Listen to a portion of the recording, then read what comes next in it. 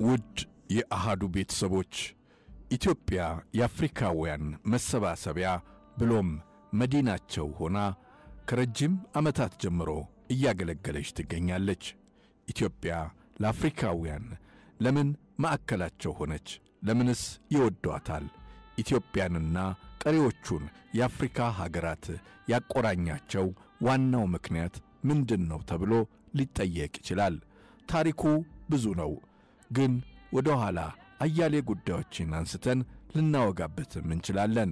በዋናነት ግን ኢትዮጵያ የነጻነትና የድል ተምሳሌት ናት። ጭቆናን፣ ባርነትን በልጆቿ ተጋድሎ አሽቀንጥራ በመጣሏ በቅኝ ግዛት ስር ለነበሩ አፍሪካውያን ተምሳሌት ሆነች። እናም ኢትዮጵያን አርአያቸው አድርገው ታገሉ። ኢትዮጵያም ከጎናቸው ቆመች። በመጨረሻም አሸነፉ። በዛሬው ኢትዮጵያዊ ስንክሳራችን የአፍሪካ ህብረት መቀመጫዋ አዲስ አበባ የተመረጠችበትን አንድ የታሪክ አጋጣሚን በጥቂቱ እናወጋዋለን። ጥበቡ በለጠ ነኝ። ኢትዮጵያ የአፍሪካ አንድነት ድርጅትን መስራች ናት እየተባለ መነገሩ ፀሐይ ያሞቀው ሐቅ ነው። ዝርዝር ጉዳዩ ግን ሰፊና ጥልቅ ነው። አያሌ የጥቁር ታሪክን የጻፉ ባለሙያዎች እንደሚያወሱት ከሆነ አሁን ያለችው የአፍሪካ አህጉር ራሷ ቅርጿ ይቀየር ነበር ይላሉ።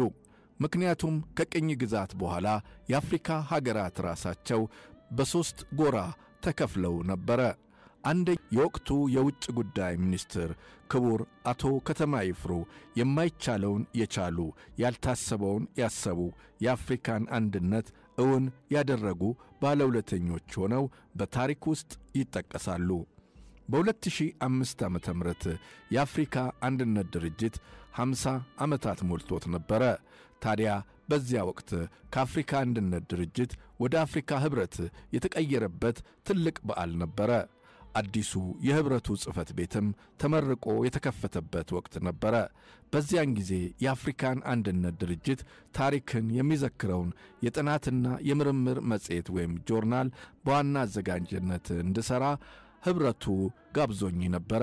ያንን ጆርናል ለማዘጋጀትም በርካታ የአፍሪካ ሀገራት ጉዞ ሳደርግ ያገኘሁት ታሪክ እነ ንጉሥ አጼ ኃይለ ሥላሴና የውጭ ጉዳይ ሚኒስትራቸው ከተማ ይፍሩ በየሀገራቱ ሁነኛ ቦታ እንደነበራቸውም አይቻለሁ።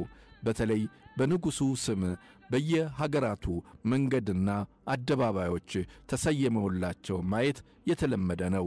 ከአፍሪካ የነጻነት ታጋይ መሪዎች ጋር ፎቶግራፎቻቸው በየሀገራቱ ታላላቅ ሙዚየሞች ውስጥም ማየት የተለመደ ነበር።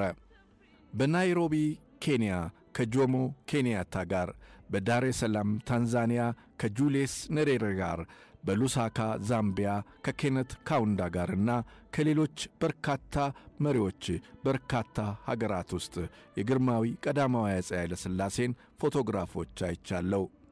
በዚህ አጋጣሚም አንድ ታሪክም ላውጋችሁ።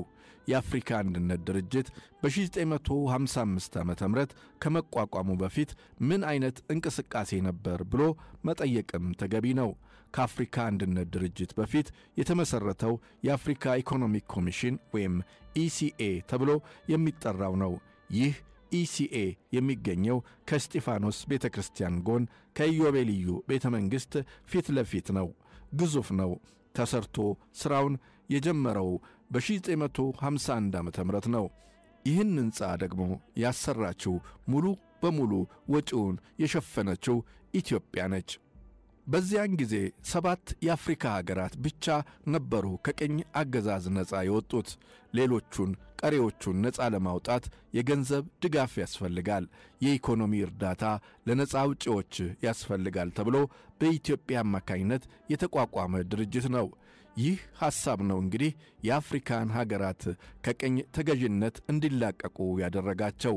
ኢትዮጵያም በአፍሪካውያን እዝነ ልቦና ውስጥ ዘላለም እንድትኖር ያደረጋት ተግባሯ ይሄው ነው።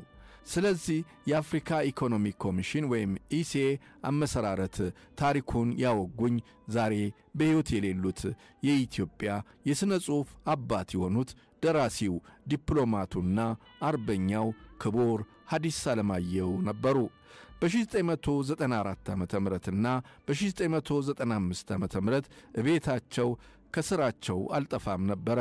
ካወጉኝና ከሰጡኝ በርካታ ሰነዶች መካከል አንዱ ይሄው ስለ አፍሪካ ኢኮኖሚክ ኮሚሽን አመሰራረት ታሪክ ነው። ክቡር አቶ ሐዲስ ዓለማየሁ እንዳወጉኝ ከሆነ እርሳቸው በ1940ዎች ውስጥ በተባበሩት መንግስታት ድርጅት በኒውዮርክ የኢትዮጵያ ባለሙሉ ስልጣን አምባሳደር ነበሩ። እኚህ ታላቅ ደራሲ ዲፕሎማትና አርበኛ እዚያ ኒውዮርክ ሆነው አንድ ነገር ያስባሉ። ይህም ኢትዮጵያ በፋሺስት ኢጣሊያ ስትወረር ንጉሱም ተሰደው ከሀገር ከወጡ በኋላ ወደ ጄኔቫ ሄደው ሊግ ኦፍ ኔሽንስ ላይ ስለ ሀገራቸው መከራና ስቃይ አቤቱታ አቀረቡ። የዚያን ጊዜ ብቻቸው ነበሩ።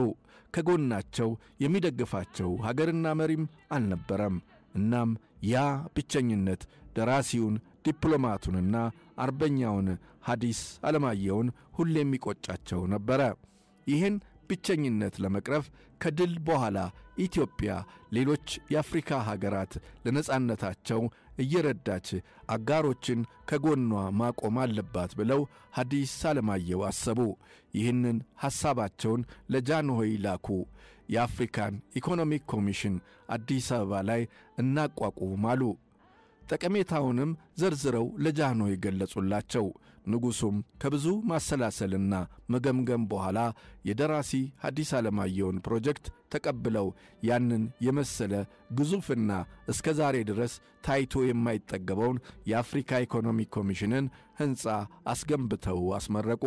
በዚህ ሕንፃ ላይ እጅግ የተከበሩት የዓለም ሎሬቱ ሜትር አርቲስት አፈወርቅ ተክሌ የተጠበቡበት የአፍሪካን ታሪክ መከራ፣ የነጻነት ተስፋን የሚያሳየው ግዙፉ የመስታወት ስዕል ዛሬም በብዙ ሺህ ጎብኚዎች ይጎበኛል፣ ቀልባቸውንም ይስባል።